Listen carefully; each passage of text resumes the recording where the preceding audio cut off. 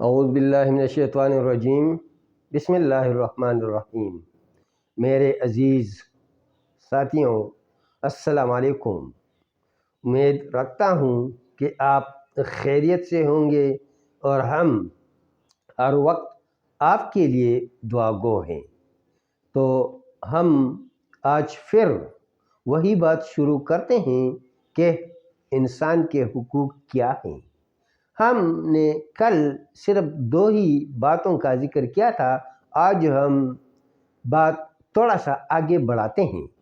مختلف ممالک میں انسانی حقوق کے بارے میں کانفرنسیں ہوئی، ورکشاپیں ہوئیں، قانونی بنائے گئے اور مختلف قسم کے نظریات قائم کیے تھے، لیکن تقریباً وہ سب ہی امراء کے لیے تھے۔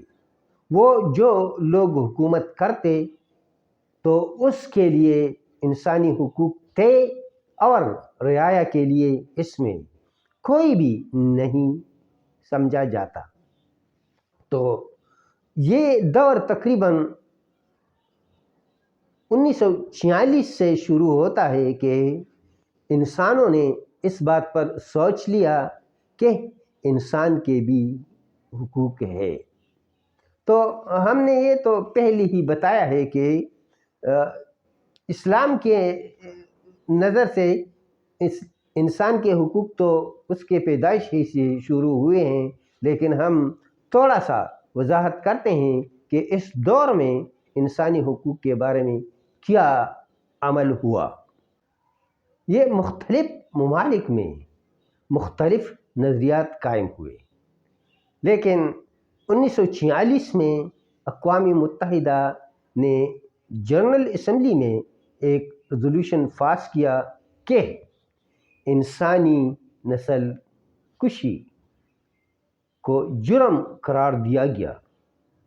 یہ 1946 کی بات ہے، اس جنرل اسمبلی میں یہ قرارداد منظور ہوا۔ اس قرارداد میں سب سے پہلی جو بات لکھی گئی ہیں وہ یہ ہیں کہ انسان کو بغیر کسی وجہ سے قتل کرنا یہ جرم ہے۔ یہ اسی قرارداد کی بات کرتا ہوں۔ اور انسانی حقوق کے بارے میں دوسری بات جو اس نے لکھی ہے کہ انسان کو اگر کوئی انسان ذہنی یا جسمانی طور پر کوئی تکلیف دے، کوئی سزا دے تو یہ بھی جرم ہے۔ 4 نمبر پر جو بات اس میں لکھی گئی ہے وہ ہے تولید کو روکنا یا تولید کو ضائع کرنا۔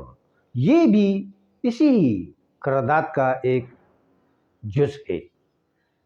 اس میں یہ بالکل واضح طور پر لکھی گئی ہے کہ اگر کوئی بھی شخص ایسا کرے کہ اس سے کوئی تولید ضائع ہو جائے یا رک جائے تو یہ مجرم ہے۔ اور 5واں اور آخری بات جو لکھی گئی ہے وہ ہے اولادوں کی منتقلی۔ اس کا مطلب ہے کہ اس قرارداد میں یہ بات واضح ہوئی کہ کوئی بھی شخص یہ حق نہیں رکھتا کہ وہ کسی بچے کو خریدے یا کوئی ماں اپنے بچے کو کسی اور کو دے۔ یہ بالکل اسی ہی قرارداد میں منظور ہوئی۔ یہ تو 1946 کی بات ہے جو 1946 میں ہوئی، اور 1951 میں یہ منظوری عمل ہوئی اور یہ ایک قانون بنائی گئی۔ یہ نسل کشی مختلف قسموں اور مختلف طریقوں سے ہوتی ہے تو یہ بالکل قانوناً جرم ہے۔ اس لیے ہمیں ایک انسان بن کر رہنے کے لیے ان 5 باتوں کا لحاظ تو رکھنا ہے، کیونکہ یہ تو ابھی یہ قرارداد منظور ہوئی ہے اور یہ تو انہی لوگوں نے منظور کی ہے جو یہ آج کل جو کچھ کر رہے ہیں یہ انہی لوگوں نے منظور کی ہے۔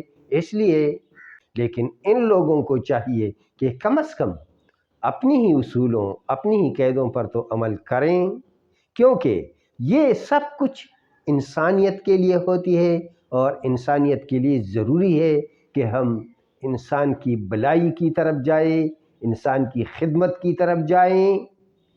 آج کے لیے اتنا ہی کافی، کل دوبارہ حاضر ہوں گے انشاءاللہ۔ اللہ حافظ۔